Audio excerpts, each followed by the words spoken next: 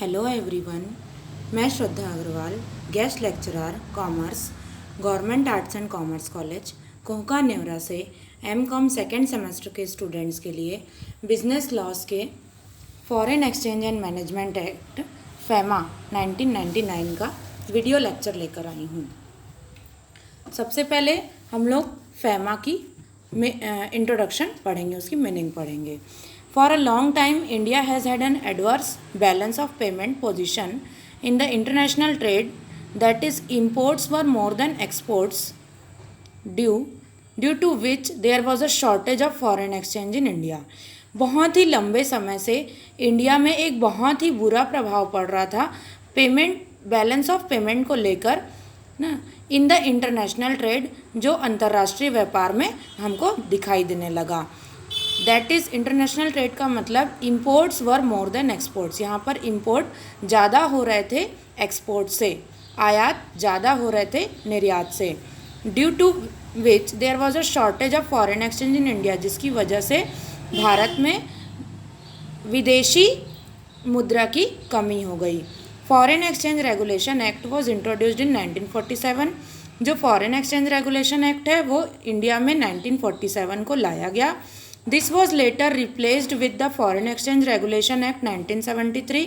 बाद में इसको रिप्लेस किया गया फॉरेन एक्सचेंज रेगुलेशन एक्ट, यानी कि इसका मतलब फेरा, शॉर्ट में इसको बोलेंगे फेरा, 1973 को, विच कैम इनटू इफेक्ट ऑन 1 जनवरी 1974, जो कि प्रभाव में लाया गया 1 जनवरी 1974 को। Government initiated the process of liberalisation of Indian economy in 1991।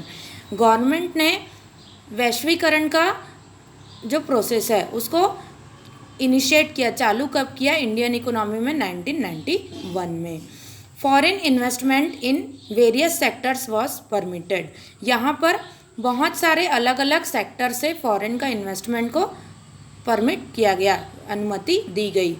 This increases the flow of foreign exchange to India and foreign exchange reserves have increased substantially, जिसकी वजह से हमारे भारत में फॉरेन एक्सचेंज का फ्लो शुरू हुआ और इसके वजह से साथ ही साथ जो फॉरेन एक्सचेंज रिजर्व्स हैं वो भी धीरे धीरे बढ़ने लगे।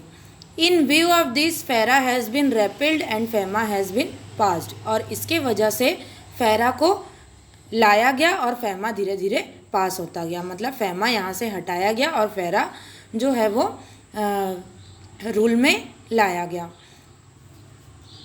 The act has made effective from 1 जून 2000, और ये एक्ट जो है वो 1 जून 2000 से ज़्यादा प्रभावी बना है। Reserve bank of India is the overall controlling authority in respect of FEMA. जो हमारा आरबीआई है, रिजर्व बैंक ऑफ इंडिया है, भारतीय रिजर्व बैंक, वो ही सबसे ज़्यादा अधिकृत है पूरे चीज़ को, पूरे इंडिया में, कि ये पूरे चीज़ को कंट्रोल कर सके। फेमा से related, foreign Exchange Management act से रिलेटेड जो भी सारा चीज़ है वो सारे को ये कंट्रोल कर सके।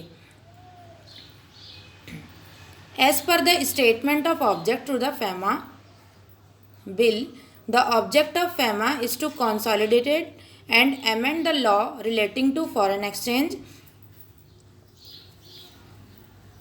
जैसे ही फेमा के ऑब्जेक्ट्स में जो फेमा का एम है वो दिया गया है, उसके बेसिस पे हमको समझ में आता है कि जो फेमा बिल है, जो ऑब्जेक्ट ऑफ फेमा है, जो सबसे मेन उद्देश्य है फेमा का, वो ये है कि इनमें जो लॉ है इनको एक साथ मिलाया जाए और एक साथ लागू किया जाए, relating to the foreign exchange, जो कि वो फॉरेन एक्सचेंज से रिलेटेड है, विद द ऑब्जेक्ट ऑफ, और इसका इन लॉ को, इन कानून को मिलाने का मेन एम क्या है? With the object of facilitating external trade and payments and for promoting the orderly development. और इसका मेन ऑब्जेक्ट ये है कि ये बाहरी ट्रेड और पेमेंट को फैसिलिटेट करे और साथ ही साथ ऑर्डरली डेवलपमेंट करे, ऑर्डरली डेवलपमेंट को प्रमोट करे। And maintenance of foreign exchange markets in India, और हमारे इंडिया में फॉरेन एक्सचेंज मार्केट का भी मेंटेन करे या उसको ज़्यादा से ज़्यादा बढ़ाने की कोशिश करे। अब हम लोग पढ़ेंगे provisions under FEMA. Foreign Exchange Management act के अंतर्गत क्या क्या प्रावधान हैं? Free transactions on current account subject to reasonable restriction that may be imposed. यहाँ पर बोला जा रहा है कि जितने भी ट्रांजेक्शन्स होते हैं करंट अकाउंट में, चालू खाता में जितने भी ट्रांजेक्शन है वो फ्रीली उसमें कराए गए और साथ ही साथ इसमें कुछ कारण से रिस्ट्रिक्शंस भी लागू किए गए। RBI control over capital account transaction. RBI ने किस पर कंट्रोल किया? कैपिटल अकाउंट ट्रांजेक्शन पर कंट्रोल किया। Control over realisation of export proceeds. जो आयात निर्यात से रिलेटेड जितने भी रियलाइजेशन है उन पर भी रोक लगाई गई।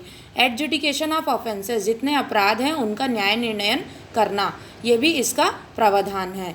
Dealing in foreign exchange through the authorised persons like the authorised dealer, money changer, offshore banking unit.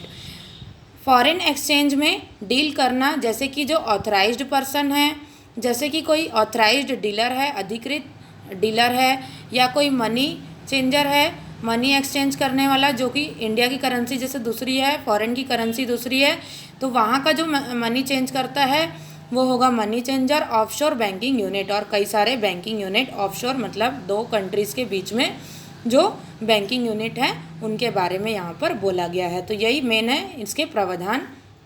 फिर है appeal provisions including the special director appeals and appellate tribunal. और बहुत सारे अपील प्रावधान भी जिनमें कि स्पेशल डायरेक्टर का अपील भी शामिल होगा और अपीलेट ट्रिब्यूनल भी शामिल होगा। अब हम लोग पढ़ेंगे regulation and management act of FEMA. किस प्रकार से जो फैमा है उसका रेगुलेशन किया जाता है और किस प्रकार से उसका मैनेजमेंट एक्ट भी किया जाता है। फर्स्ट है dealing in foreign exchange, section 3। Foreign exchange में किस प्रकार से डील करना है ये दिया हुआ है सेक्शन 3 के अंतर्गत। Under the act no person shall be able to deal in foreign exchange in the following manner. इस एक्ट के अंतर्गत कोई भी पर्सन जो है वो फॉरेन एक्सचेंज में विदेशी मुद्रा के बदलाव में इस प्रकार से डील करता है, except with the permission of the Reserve Bank. और लेकिन ये करता तभी है जब रिजर्व बैंक का परमिशन उसके साथ होगा। फर्स्ट है ट्रांसफ़र एनी फॉरेन एक्सचेंज और security to any person other than an authorised person. किसी भी प्रकार का फॉरेन एक्सचेंज को ट्रांसफ़र करना या सिक्योरिटी को ट्रांसफ़र करना किसी भी दूसरे व्यक्ति पर other than an authorised person, कोई दूसरे अधिकृत व्यक्ति हैं उनको छोड़कर। Make any payment tour for the credit of any person resident outside India. किसी भी प्रकार का पेमेंट टूर बनाना किसी भी व्यक्ति के लिए, ऐसा व्यक्ति जो कि इंडिया के बाहर रहता हो, इंडिया के बाहर उसका निवास हो। Receive any payment on behalf of any person resident outside India otherwise through an authorised person. अब जैसे पेमेंट देने का अधिकार है वैसे इनको पेमेंट लेने का भी अधिकार है। मीन्स ऐसा कोई व्यक्ति जो इंडिया के बाहर, भारत के बाहर निवासी हो, उनको भी, उनके द्वारा भी उनको पेमेंट लेने का अधिकार है। Otherwise through an authorised person, कोई दूसरे जो अधिकृत व्यक्ति हैं उनको छोड़ करके। इसमें एक पॉइंट और है, inter into any transactions in India for acquisition of any assets outside India. किसी भी ट्रांजेक्शन इंडिया में, इंडिया के किसी भी ट्रांजेक्शन में एंटर करना ताकि वो जो इंडिया के बाहर एसेट्स है उस पर अपना अधिकार जमा सके, उसको अपना यूज़ कर सके। तो ये था आज हमने पढ़ा फैमा के इंट्रोडक्शन। इसके बाद हमने पढ़ा प्रोविजंस अंडर फैमा, फिर regulation and management act of FEMA का first point dealing in foreign exchange.